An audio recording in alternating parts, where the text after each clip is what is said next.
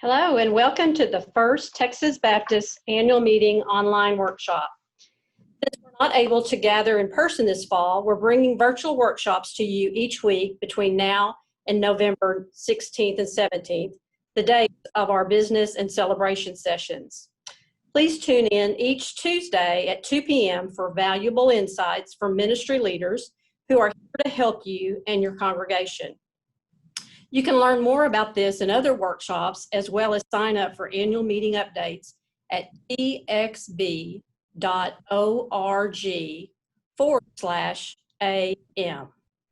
My name is Colleen Wall, and I'm the Director of Conference and Event Planning for Texas Baptist. I will be moderating today's workshop. Our workshop today is entitled Children's Ministry and Missions.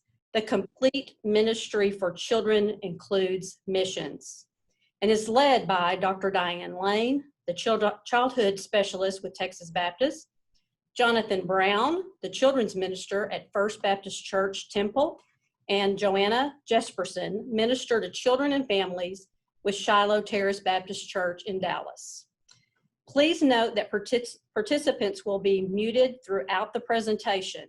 For technical assistance only, text 214-908-2741 and someone will try to assist you. This workshop is being recorded and will be available on the annual meeting website, again at txb.org/AM.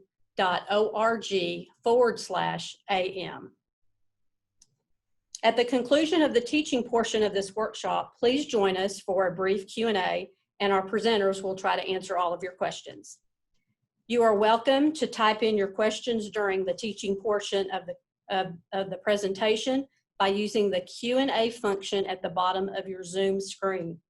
Questions will only be visible by the host, and as time allows, the presenters will answer as many questions as possible. We want to take this moment to thank our workshop sponsor today, Baptist Way Press. Thank you again for taking time out of your schedule to join us today. So let's get started. Hello, my name is Dr. Diane Lane, and I am Children's Specialist with Texas Baptist. And we're glad that you're joining us today to talk about children's ministry and missions. I have with me today two of our Texas Baptist ministers that are serving in our churches. Jonathan Brown is from First Baptist Church Temple, is the children's minister there. And then Joanna Jespersen is at Shiloh Terrace, and she's minister to children and families. And I just appreciate them giving your time and talking to us about missions and how your children are involved in missions. So the thing that is so important for your church to concentrate on is missions is more than just doing things, and the doing is extremely fun, but we also need to prepare our children with education to teach them also about missions, what it's all about, and how they can grow up in missions. So let's look at some curriculum right quick. This is Children in Action. This is a co-ed curriculum that you can have boys and girls both in from 1st through 6th grade. It has a leader's guide, a children's guide. It also does list the missionaries, has mission stories, your prayer guide, but it is called Children in Action. And then our girls, if you have your church divided into boys and girls for your 1st through 5th or 6th grade, we have Girls in Action. So we have a leader guide, and we also have a girls guide that you give them monthly. There's projects in there that you'll be able to use. The next one is our Royal Ambassadors, which is our boys curriculum. And it is, all of the curriculum is on a quarterly basis. It also has a leader's guide and a boys guide that you're able to use. The curriculum is set up for an hour to an hour and a half. You basically have a large group where you're going over, you're studying missionaries, you're studying what they do, the scriptures that they teach the children that are in their areas. Then you have a prayer guide that you're able to pray for not only the parents, but also the children that are in those countries, that are in state. And so it gives the holistic program that the missionaries themselves are going through.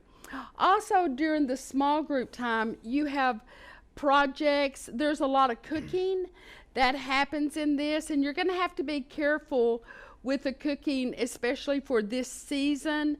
If I were teaching GAs right now, I would make a lot of individual packets for the children to mix up. So they're still going to cook, but it's not going to be on a group basis. It's going to be on an individual basis. And then I think the most exciting thing that you can teach our children is to teach them to daily pray for our missionaries around the world. There's a daily calendar that comes out from National WMU that you're able to sign up for. You see the missionaries that are there, state as well as our international missionaries. And this gives them the feeling, the completeness that they are also involved in missions. And so when children leave your mission time, they have an identification with those individuals that are on the field. And so we want them to feel a part. I have heard many stories from missionaries who say that they felt the call in missions as they prayed for those missionaries. And so we have that challenge in order for our children to have that nudge from God to be involved in missions. Now, Jonathan, Yes. I love your church and what they do to involve the entire families in mission activities. Tell us what you do. Okay.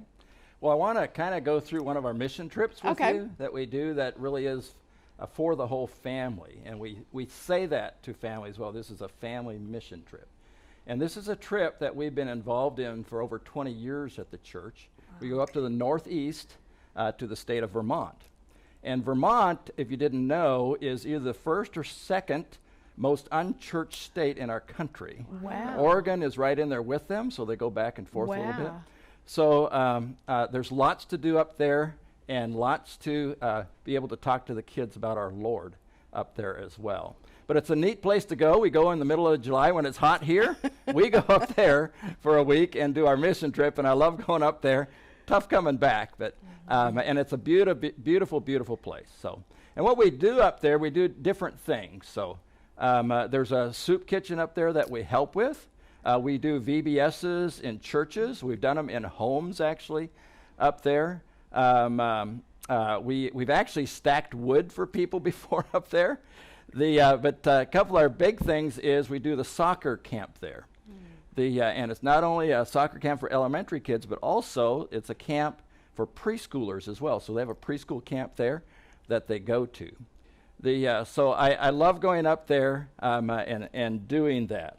So the soccer camp itself is very interesting. And we drive about 20 miles south of where we stay. We stay in a place called the Barnett Center. It's a communal living center. And there's 3 stories. The bottom part of it is actually where the bathrooms are and the showers. And then the middle part is actually where they eat and kitchen. And there's a ladies' area there for them to sleep. And upstairs is where the men sleep. But we go down to a place called Wells River and to a school down there called Blue Mountain Union School. And they let us use their soccer fields and baseball fields.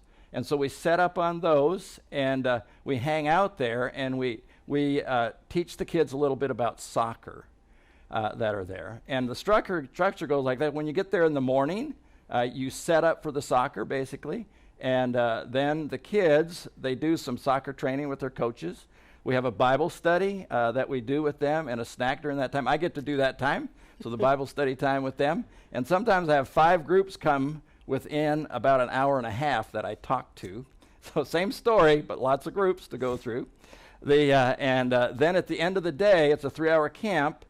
They talk about what they learned that day in the Bible story, basically, and they have a prayer with them after that. But it's really a neat camp that we do down there, and it's pretty neat as well, because we have people come from 100 miles to go to that camp.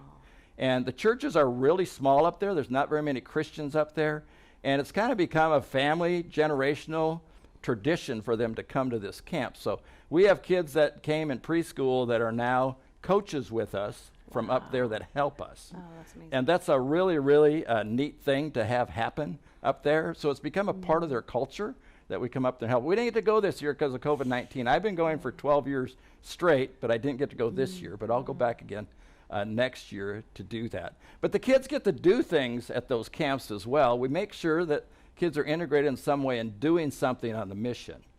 And at the camp, the little ones, you can even bring a baby to this camp, or this mission trip. So the moms, they can just come and they can just hang out at the camp if they would like. Some of the moms do registration, and they have the baby tied to them or are sitting next to them, that sort of thing. We've even had moms that want to be coaches, and so they have somebody else take care of their little one. And there's lots of people want to take care of that little one, so that's not an issue. So our preschoolers, they actually have their own camp. And it's set up just like a VBS structure-wise. So they have their Bible story, they have their crafts, and they have their time that they play together as well. But they play soccer every day, basically. So they put their shin guards on and get their little soccer balls. They kick those around, and they look over to the big kids over there and say, oh, well, I'm going to be over there someday and play with those. So, and the elementary kids, what they do when we come, they help us to set up in the morning. So, because there's lots to do to get set up every day. Then they get to participate in the camp, and they develop relationships with the folks that are there. And then when we get done at the end of the day, they help us clean up and all that sort of stuff. So they all can take part in the camp in some way. We also have a thing called Mugs and Muffins for moms and ladies on Wednesday. And they come and they have a Bible study, and then those moms, they're there with their little ones, that they're holding still, can participate in that, and then they make relationships with the people in the community. So it's been amazing. Many years we've been up there, and we've developed all these relationships with people, and we've really helped the churches up there as well. And we go there to encourage them, and we've seen them grow as a community as well. I go there because I want to talk to those kids about the Lord. And my thing is, if I can get, every year we have anywhere from 8 to 18 kids receive Christ. Wow. And that's an incredible foundation, what I look at it as anyway, for the future, the spiritual future of that state, basically, in that area. Wow. So then we go home and we do this communal living together in that thing called the Barnett Center. And that's really a lot of fun as well. So you're living with all these church people. Some you don't know. Some you've known before, but these families are together, and it's intergenerational. You got every age group that is there. And we eat together. Everybody has a job, so sometimes you have to help cook. And the kids can help cook as well. So usually a parent will help them. Sometimes they don't want their parents to help them, and they want the main cook to help them do that, and that's fine. But we're all very patient with the children. We want them to participate in that way. We all have cleanup duties, so we're assigned to cleanup duty at least once a week. You got to do something, and the parents will help them do that. The kids participate in devotionals as well, because there'll be family devotional at night, and a family will be chosen to do a devotional that night, and the kids will either read the scripture or they'll sing or something like that. So I think it's very important to integrate the family into the trip, and they all have something to do if they want to. We do construction there as well, and some of the older kids, they didn't want to go to soccer camp. They wanted to go to construction. Well, if they're old enough, we let them do that. The older children do that. So we have to have a representative that watches them, and that's okay with the parent that the person is watching them. But they get to help in something like that as well. And I think that's pretty cool that they've just decided they would like to do that. So communal living is a lot of fun because you really get to know people. I love family mission trips or mission trips in general, because you don't get to know people like you get to know them on a mission trip. So you get to know the good and the bad and their personalities really well, but you bond together on those trips. You get really, really close, and when you see them at church, it's just not the same as it was before, because you spent life together. with them. So that's really a fun trip to go on. And I just love going there every year. What are some of the comments that you hear from the ones who go? Right. What are some of the comments that you hear when you get back? Well, they love it. I mean, it changes their lives because many of them have never been on a mission trip before and never been on a mission trip with their children before. And they know that trip itself is foundational in the spiritual life of their children and for them because they're doing something just for doing it and for the Lord. They don't, they spend a lot of money on this trip because you got to fly up there, you got to eat, all that sort of stuff. So they're giving a lot. Some will give their week of vacation for that. And so they're purely giving, but they understand when they go that they get a tremendous amount back from the people and just the satisfaction of doing something purely for the Lord.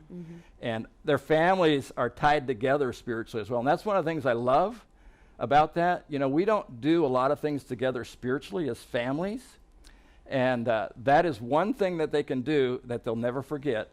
And the kids can get that spiritual foundation for the future as well. Do most of them come back year after year? No. So not Really? necessarily. Oh, yeah. The expense of it is a lot. So they'll come back 2 or 3 times. Depends upon the size of their family. And because, you can spend anywhere from $1,000 to $2,000 or $2,500 on this thing. And but some of them, what happens is when they get older or teenagers, they'll send their teenagers. They won't come, the mom and dad, they'll send their teenagers, and one of us is responsible for that teenager. And that's fine. I mean, we sign up for that, and then we, they do the same thing. They help at soccer camp, all that sort of stuff. So, and that's kind of a neat thing. They're learning about missions, and they're learning about a missional life. And I think that's great. So it's just a natural part of being a church person and a Christian. So. Great. What an experience to be able to go and to be cool in the summer. Yeah. Yeah. When you get off the Get plane, out when of you get Texas. back, it's wow. Hit ya. Yeah, it does hit you. So Great. that's exactly right. So yeah. Good. Thank you for sharing, You bet. Jonathan. So, you bet. We now have Joanna Jespersen. And Joanna, tell us about really the administrative part of any mission trips, any mission activities. Tell us about the policies and the forms that you need. Yes. Well, as you know, it's fun to go to camp. It's fun to go on mission trips, but you also need to put in place certain things in order to make sure your child that is going is covered and making sure the parent and the church is covered, legally speaking. Just that you put all these procedures and policies in place ahead of time. And that's the thing, is you have to make sure you have these ahead of time. And so I kind of wanted to break it up into 2 sections and do like a parent guardian section of what parents would need to know and do, and then a volunteer section. So I want to talk first about what parents need to know in regard to maybe sending their kids to camp, sending them on a mission trip if it's not a family trip, and sending them maybe just off campus, off of the church campus. So it's not something we loved. This is not the fun stuff of kids ministry, right? But it's important. It's important to do this for your church. And so as a kids minister, as a family minister, you want to have certain forms. So you'll see a slide that has a few pictures on it, but one I want to talk about that is real important that we do at the beginning of our school year is a photo release form. And that's really for just all year long. That is to allow us permission to take photos, to do videos of kids when they're at our events, whether they're at our church, whether they're at camp, or so on. And so a photo release, we have that it looks like this, that all of these forms, by the way, you will have access to. If you don't have it in place at your church and you want to use ours, go for it. Take our logo off and make it your own. We borrow here at Texas Baptist. We don't steal from anybody. We borrow, right? And so we want everyone to have that. So feel free to use ours. I'm sure we borrowed it from someone, right? So it's all good. So the photo release would be the parent will sign it saying they give permission, and then it's good for 1 year. And so they'll do it each year. Because as you know, the way life is now with families, you have to be careful. And in this photo release, it also says that we will never put their name on there, because we don't know certain family situations. Nowadays it can be tricky, and so we want to be careful with that. So that's the first one I want to mention. And then when you go to camp, when you're moving your kids off of the church campus, you know, you're going to ride the bus, you're going to be in a volunteer's car, and so on. There's releases for that as well. So when you go to camp, you know, our kids go on the bus, and when the bus is full, then we start putting them in cars. And so we have a bus permission slip where the parent is going to sign saying, I give permission for my child to ride the bus, and it's very specific, so we update it every single event so that that's clear. And we'll have a notebook, and we'll put them in, and we'll usually organize them by last name. And all of that. So a bus permission slip is important if you have a church bus. And if you don't, again, it would apply for any vehicle that an adult is taking a child. And so another rule that we have that is important is that you would have 2 adults in every vehicle. You would never allow one adult to take children. That is a no-no as far as we're concerned. We never do that. And of course, that also goes back to in the church, in the classroom, and so on, that you would never have just one adult. And then, of course, with camp, with any overnight stay, you will want to do a medical release form. And this is a thorough form, and it will have any medical information that the kid, you know, in case of an emergency, this is what we need to know. We need to know medications. We need to know any sort of illness or things like that. We need to have all the parent contact information. And so this is by person. Each, if you had 2 siblings, 3 siblings, every single one needs their own, so that we can put them in a binder, alphabetical, and so on. And so this is very important. So this is good, again, for 1 year. And so every year we update it, and so that's good, so it stays current. In regard to volunteers, you know, we have to be super careful with who we allow to work with our kids. You know, I am very careful, and we all need to be careful, right, Jonathan? Yep. So it's important to vet them. It's important as a church that we have a policy, and hopefully your church does. And if not, then talk to your pastor, talk to someone, because we need to have the basic rules of, say, they have to be a member 6 months. We need to know who they are before they just all of a sudden start working with our kids, right? And so at Shiloh Terrace, we have them go through this. It's called a leadership profile, and it's just a booklet that gives us information. It has the background check form that we will run on them. It will have the Ministry Safe, which is a wonderful program. If you are not familiar or don't have a program set in place to have training for your volunteers in regard to child abuse and that. So Ministry Safe is excellent, which we've been doing for several years. In fact, the BGCT does Ministry Safe a lot. They do. At different locations throughout the year. They do. And it is such a, I cannot speak highly enough. I've been to training several times with the lawyer, and who's a Christian, and his wife. And so Ministry Safe is one aspect of a volunteer coming in to begin working with kids. So at least where we are, they have to do this, they have to do the background check, then they go through the Ministry Safe online training.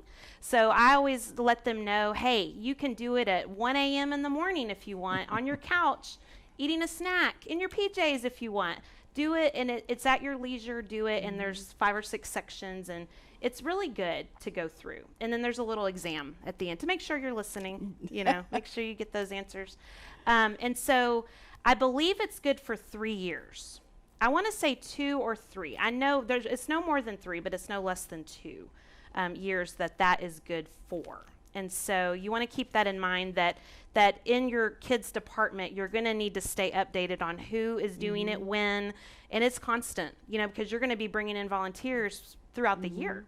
And so they need to start right away. And it is a process. You need to allow at least a month to do that, get it in place. And so, but again, you don't immediately let them come in to volunteer with your kids. You wait, you get to know them, and then you talk. At least for us, I always want them to meet with me and have, I don't want to call it an interview, but we sit and talk, and we talk about what they're called to, why they want to work with kids. I think all those questions are really good and really important to kind of get their heart for why they want to be here with us. And if any red flags come up, which hopefully they won't, but you just have to be aware, and you have to know that, hey, we're in 2020 now.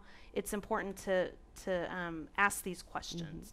And then once they become a volunteer, we have this kind of a handbook manual, and this is just a 5-page thing that, and actually we updated it recently with our policies and procedures for, in our classrooms, and as a volunteer, say you're a married couple. Well, you would count as one person, and so then you need a third person in the room. Things like that that are very important to know that sometimes you don't think about.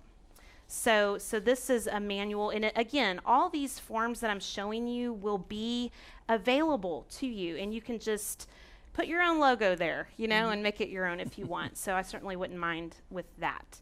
So, and then the only other thing I want to mention is, gender concerns these days with 2020. It is important for every church to know where they stand on biblical marriage. If you have a family come in and a child is saying biologically they're a boy, but they identify as a girl, for example, how are you going to handle that? If they say, I want to go to camp and I identify as a girl, she ought to be able to go with the girl group. And so this is it's hard to talk about, and we don't necessarily want to think about that, but it's important to know where your church stands on that. And I know for us, we have a very long statement, which I put somewhere, on biblical marriage. And I pulled it off of our I don't want to policy page or manual, I guess, but I pulled it off of that. And even we are in the process of having to go through and put down what we believe about biblical marriage is already there. But how does that affect kids ministry is what I'm talking about, because that's what we care about, is what is that going to mean for when a family comes into our doors and they present us with this? How are we going to respond? Of course, we're going to respond in love, and we're going to also direct them to, this is what we believe as a church about men and women, boys and girls, in marriage. Right. So. Also, if you will go to our Texas Baptist website under administration, there are a lot of forms on there that deal with release forms, photograph release, a lot of what Joanna has talked about. But also there's some other samples. There are also job descriptions for your teachers, for your ministers will also be found there. And so that would be a real beneficial website for all preschool and children's ministers, youth ministers, and pastors to look at. Well, as we wrap up today, what is one thing that you pray about when you start thinking about missions? Joanna, tell us, what is one thing that you pray for our children as they enter that mission arena? Yeah, so many don't know what missions is, and I think that we need to pray, first of all, that they know Christ. I mean, it starts with that first. And, like Jonathan, just having opportunities. I know that it makes a big difference when we're able to offer simple opportunities throughout the year. And I do that on Wednesday nights. If we can't go to Vermont, then what can we do? Right. So I know we need to pray more about our kids. Even through COVID, is there a way that we can be on mission for God? Yes, there is. There's always ways to serve God through missions. So I know we start with prayer. So Jonathan, do you have any thoughts? Well, I'm with you in that I pray they become Christians first. Right. So absolutely. But they can become Christians on a mission trip or doing a local mission as well. We do lots of other local missions as well that our kids are involved in. And I pray that the parents will allow them to do it. Right. because that's an issue a lot of times. The parents, they may not even be Christian parents, but they come to our church, the kids do, and I want the kids to be allowed to do some of these things and see how Christians live and see how Christians love, and that way of life, a different way of life than perhaps they've ever seen before. Yeah.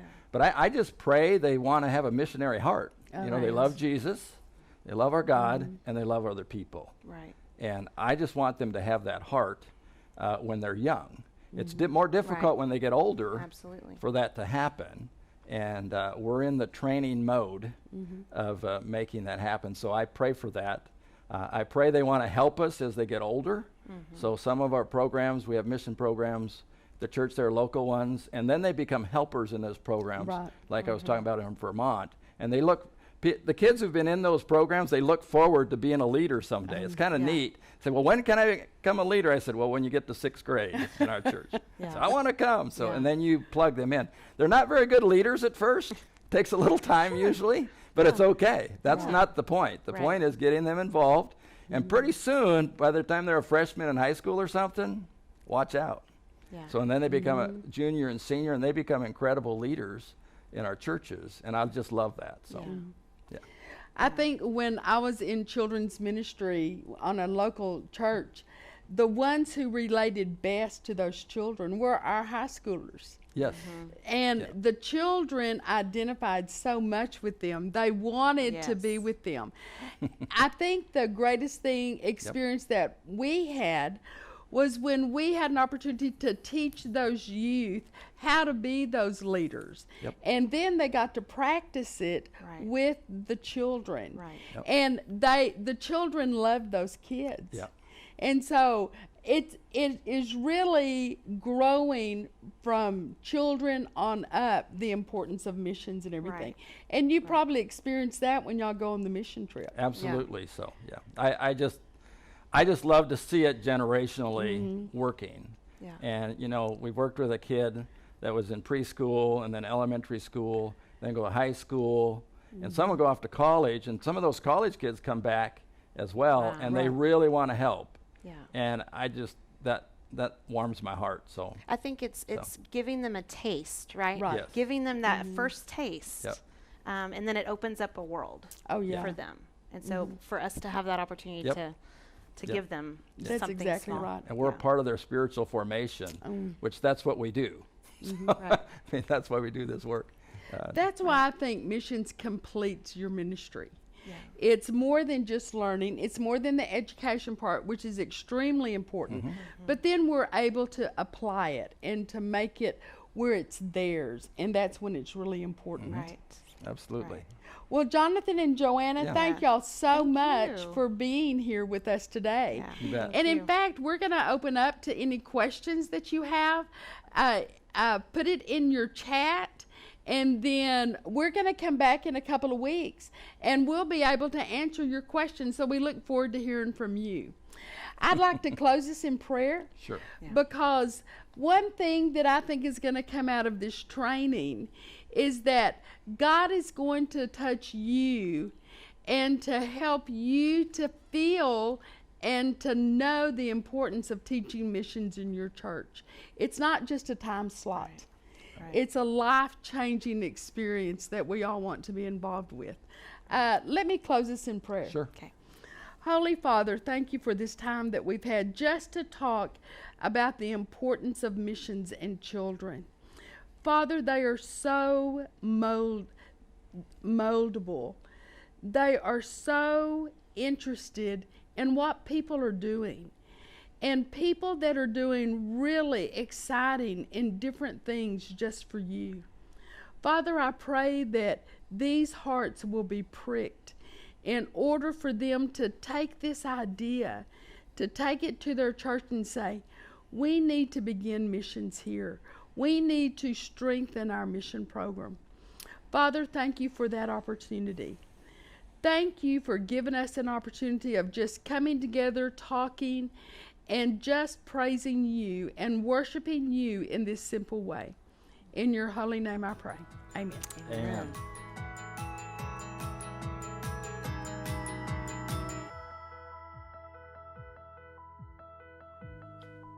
All right. right, well, I'm pleased to have the panelists with us for our Q&A time. I have Dr. Diane Lane, the childhood specialist with Texas Baptist. Jonathan Brown is here. He's the children's minister at First Baptist Church Temple, and Joanna Jespersen is the minister to children and families at Shiloh Terrace Baptist Church in Dallas.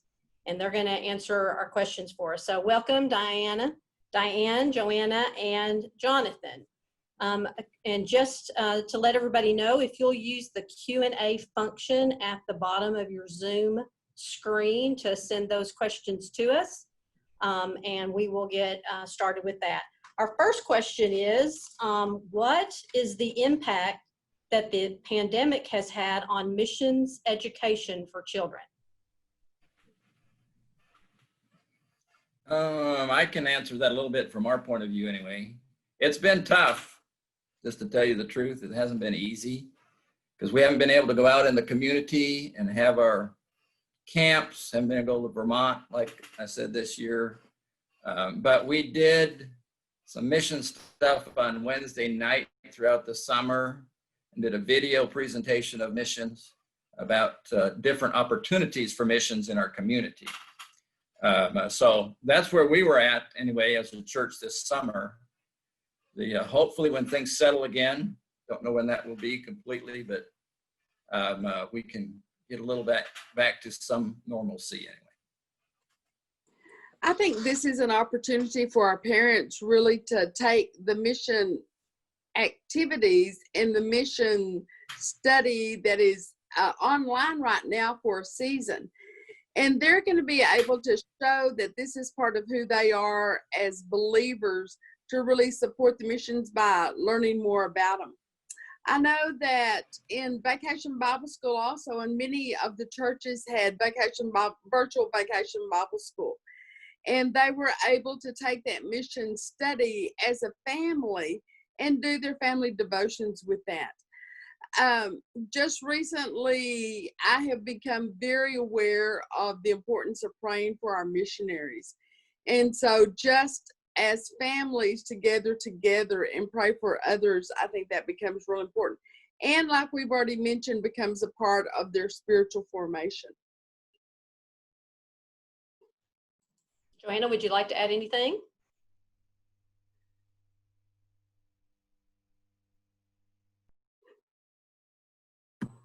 I am so sorry about that. So I just want to also say that from my perspective, it's also been, like Diane and Jonathan have said, that I've seen a lot more neighborhood, family, those that are immediately around you. That is what I have seen our families doing as far as missions. And so it's been very positive on those smaller scales. You know, families, parents are taking the reins and have this summer more so than ever. And so what I have seen has been very positive in the sense that they have reached out just immediately to their neighborhood because they can't go to the church to do missions, you know, or do it in that regard. And so it's kind of changed to be more just family oriented, and that's been positive. Great answer. Another question we have is, are there just as many ways for them to learn to tell people about Jesus now?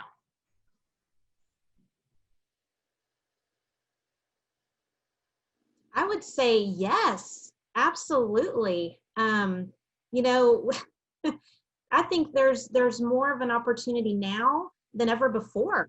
And a lot of it does have to do with being on technology, you know, those kind of things. But so we have that to use, but also we are beginning to hopefully go back in person little by little. And, you know, as many of our moms and teachers know, that kids have started school again, and some at home, some in school. But I think we have plenty of opportunities, and God is still at work, and he's at work in the lives of our families right now. I think this is an opportunity for us to see how God is working in each one of our lives during this time. You know, the pandemic is not, has not surprised God. And so he knows what we're going through. And as we call on him, he's going to give us the opportunities that we need to witness, to share that positive thought. That's going to be more important to us later on than probably we're going to take advantage of it more than what we have in the past. And I see many believers who are actively sharing now more than what they ever have.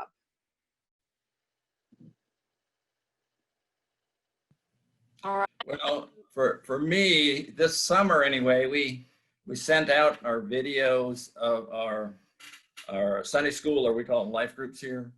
And within that video to start with, I'd always give a challenge to the children to do something that week.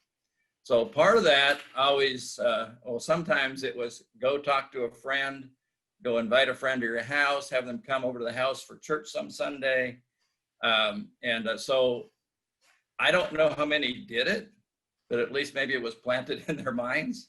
But you know, at least we had some contact with them. The kids are hanging out. I mean, they did all summer. If they weren't supposed to or not, they did it. And so they were hanging with their friends, and that's the best way anyway to get the word out, is through friends, and encourage them to talk to their friends. Great answers. And of course, as we know, they are the experts when it comes to the technology, and they're teaching us. One of the questions that was asked is, do you think mission trips that we grew up with are going and participated in, are they going to be a thing of the past now with what's gone on with the pandemic? I think they might be different.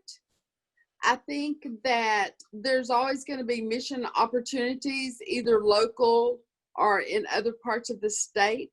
But to say that we're not going to fit out, you know, that's a commitment that each one of us have to ensure that we're giving those opportunities to others. I know serving as a summer missionary and then going on mission trips myself changed my life. I mean, deepened that relationship, not only that I had with God, but like Jonathan said, the ones who participated in the trips themselves, there is nothing that will replace that. And so I think when that church has that heart for missions, God is going to raise up opportunities that we don't even think about right now. And so they might be different. They might not be as long, but yes, mission trips are here to stay. And it's going to take the commitment of parents, churches, scouting out places to go, taking advantage of Bounce, taking advantage of our Go Now missionaries. They're here to stay. I think it's also going to depend on what your church is able to do. I know financially, you know, we can't all go overseas internationally, but I hope, Diane, I hope you are right in that they are not going away, because international, or even like Jonathan goes up to Vermont, places like that still need the gospel. And if we're able to have that opportunity, you know, God wants us to go, right? But also last summer, you know, we did a little mission trip with our kids locally. And so that didn't take much at all as far as finances.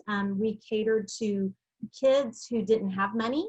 And we went to 3 different places on 3 different days locally and did ministry. And so we called it a missions camp, because that's what it is. You know, it's meeting needs and sharing the gospel. Right. And so we can do that down the street, and we can do that in Vermont. And so, of course, we didn't get to do that this summer, but it was a big hit last summer. And so whether it's down the road or across the country, until Jesus comes back, let's just pray and hope that we continue to have those opportunities, you know, to share the gospel, especially up in the north, right, where there's not as many Christians, like Jonathan was saying. So. Well, for me, missions will never go away. It changes how we do them sometimes.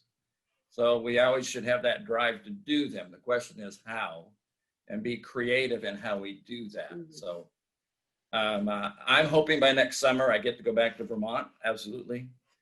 But we do know local missions too, that some of the kids even were doing this summer.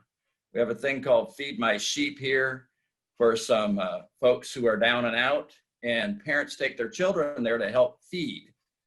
And they wear their masks and all that. So it kind of looks like our society right now, I guess, is a way to put it. And you just need to figure out a way to do that, to make that happen within our society today. So yes, missions will go on, absolutely. That's a great practical example of how we can continue to do missions right now, even in the midst of all of this. Another question we have, Diane, you referenced in the beginning of your teaching section about the RA and GAs, and folks were wanting to get a little more information on that. Can you share some more on that for us? Yes, you can go to wmu.org, and they have information there. There's sample curriculum that you can download. They have done a lot of freebies, especially this summer, and so it's a very inexpensive curriculum that you would be able to buy and use like that. So it's Children in Action, which is for churches that have boys and girls mixed for missions. And then there's Girls in Action, and then Royal Ambassadors.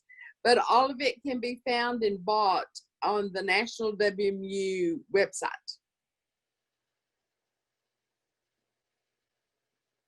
A question that's related to that, it says, we've had to rely lately a lot on digital resources and curriculum in these last few months. Do you think that we'll have different kinds of resources in the future? Will that continue? What are your feelings on some of that? I think we're going to have a hybrid of things. I think there's going to be more video-based, showing actual missionaries, which they're already real strong in that anyway. And so there's still going to be that available. A lot of people, companies to cut costs, are going to digitize it. So they're going to put it online. You pay for downloads. I think that's just very wise. Some organizations will put it in print. I have not heard that WMU is not going to do that. So I'm assuming that they're going to still put theirs in print. So I think it's going to be a hybrid of everything that is available. Yeah, so it's going to be print, it's going to be online, it's going to be video-based, everything, all the above. Great. Now we have a couple of questions specifically for Jonathan. Question is, how do you prepare your participants for a mission trip? Well, it depends upon the mission trip, but like the Vermont one, you know, you sign up about 4 months beforehand, and you can slide in about 2 months before, you know, if that happens once in a while. But we have about 4 different meetings, organizational meetings, just get to know you meetings, what's it like up there, what to expect, that sort of thing. With my teaching and stuff like that, if they're going to be teachers, about 2 months beforehand, I have the literature ready for them. We give it to them. We talk about what it is, and they take it home. And then we have another meeting. So how you doing? Basically, can I help you? You know, we provide all the resources for them. They're there just to to teach and take care of those children. So, but we'll take care of everything else for them. So we try to make it kind of a package deal for them to help them in that. So. And so how is that different, preparing for the leading a soccer camp to how you would do for Vacation Bible School?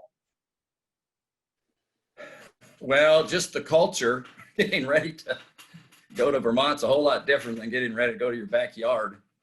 And just making people aware of what it's going to be like up there. It's really hard to explain it unless you go, but you need to try to do that.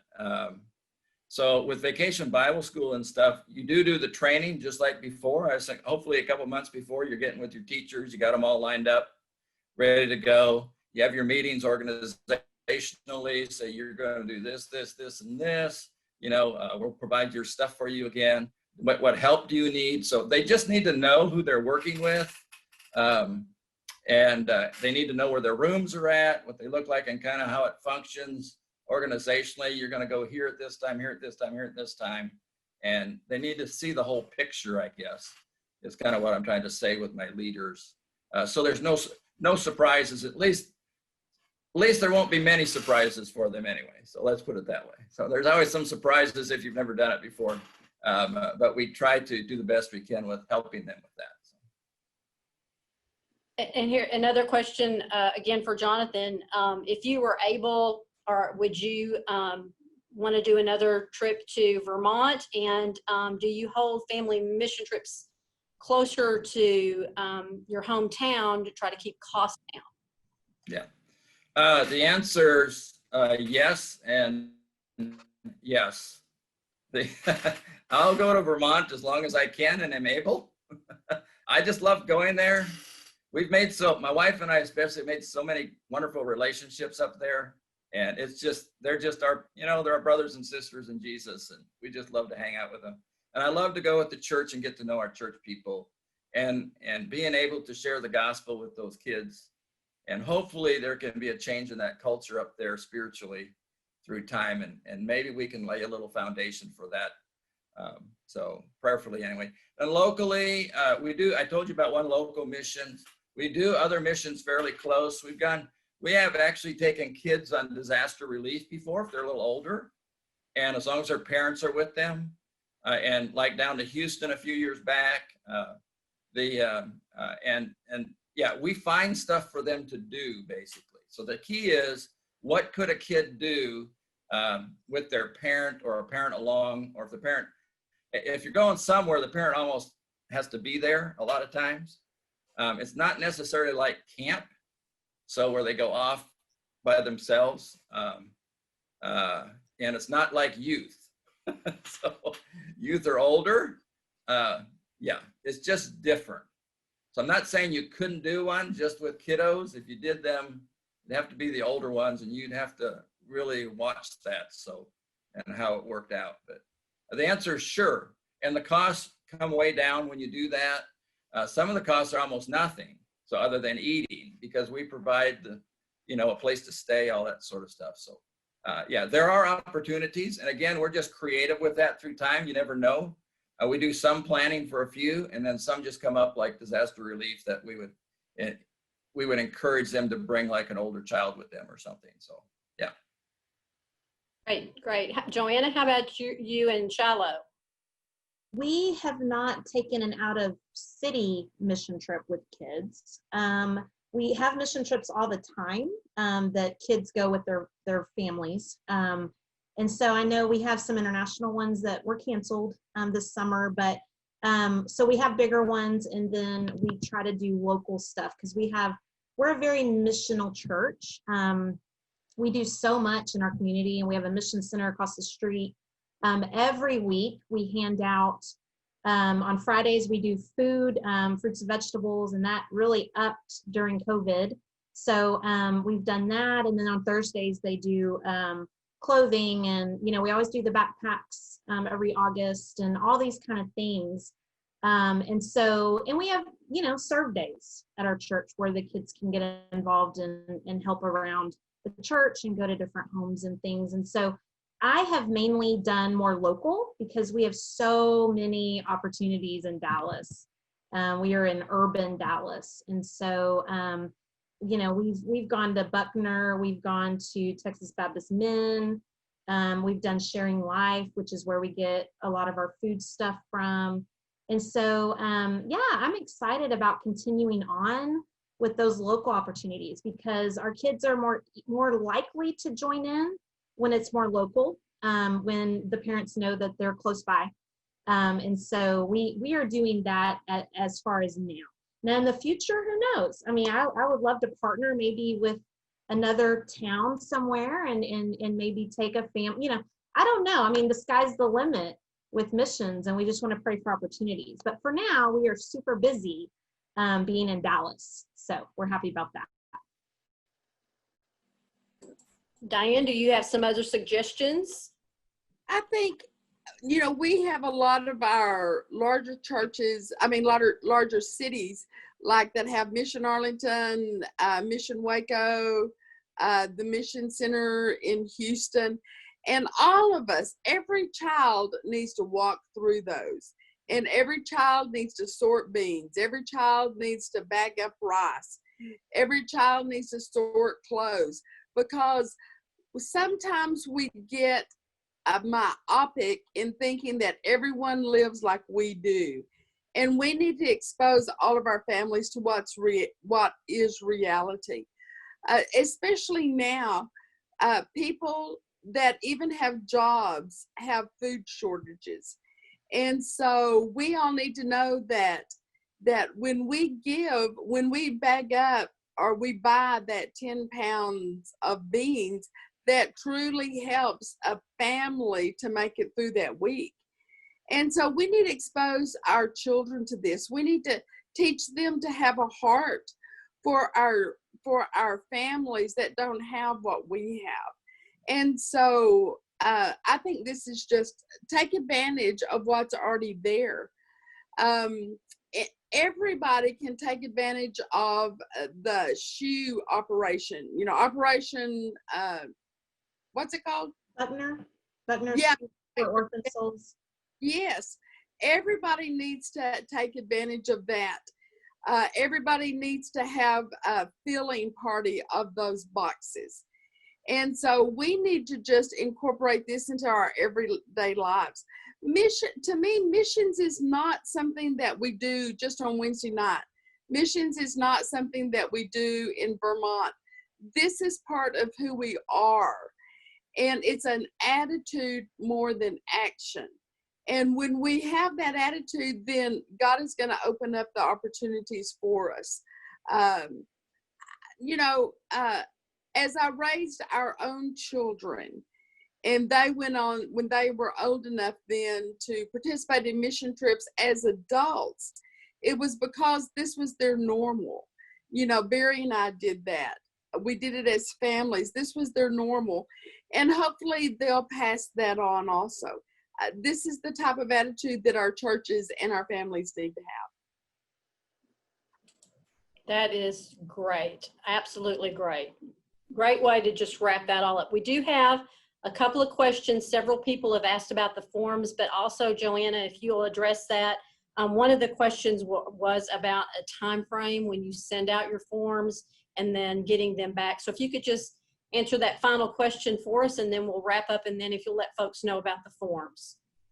Yes, let me start off and say that all the forms that were discussed today can be emailed to you, will be emailed to you on the email address that you registered with our workshop for. So whatever email that was, we can send that to your email. And that may be the easiest, quickest thing, because they're just on Word documents. And so we'll be happy to send those to you. And like I had referenced in the workshop, feel free to tweak it however it fits for you. That can just kind of be a template for you to use and run with it for how it fits your church.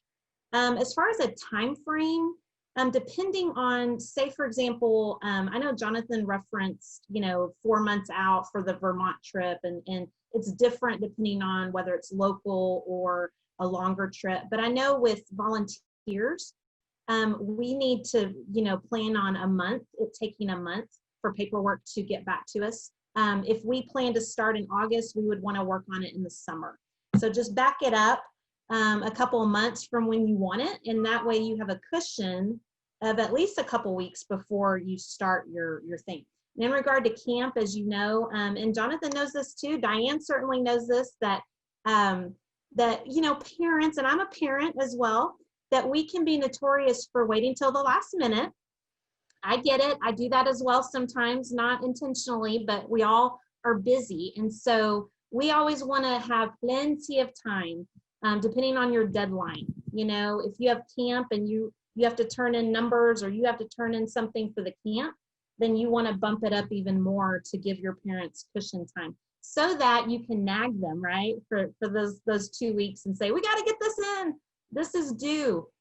And so most of the time, we've never had a problem with that as long as we give them plenty of time. So what that means for us as leaders is we have to backtrack a lot and think way ahead of what are the time frames going to be so that we have plenty of time. There's really no set time per se, but just be wise and know how much time you need and how long it'll take. It always takes a little longer sometimes than you want it to. So just be aware of that. Great information. And again, everyone that's registered for this workshop, those forms will be sent out to your email address. Diane, if you would like to share some closing thoughts, and then we want to thank our sponsor, but if you'll share with us the closing thoughts, and then we'll move forward. I want to thank Jonathan and Joanna for giving their time today. These are experienced ministers whose heart is missions. And that is just obvious in the churches that they serve. When you talk to the people that attend their church, that's one of the first things that they'll talk about.